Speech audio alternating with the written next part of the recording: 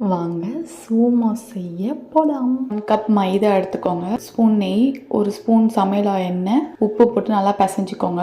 தண்ணி தேவையான அளவு கொஞ்சம் கொஞ்சமாக ஊற்றி பிசைங்க. நல்லா ப்ரெஸ் பண்ணி பிசைங்க, இல்லைனா அது வந்து ரொம்ப சாஃப்டாக வராது.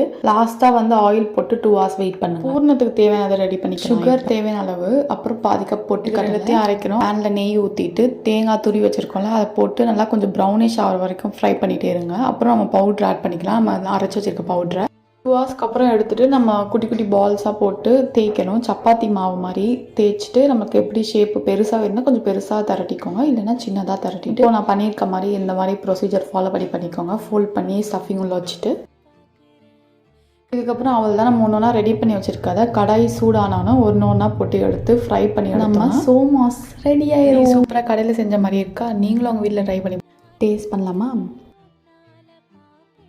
வெளியே கிறிஸ்பியாகவும் உள்ள ஸ்வீட்டாகவும் சூப்பராக இருந்துச்சு.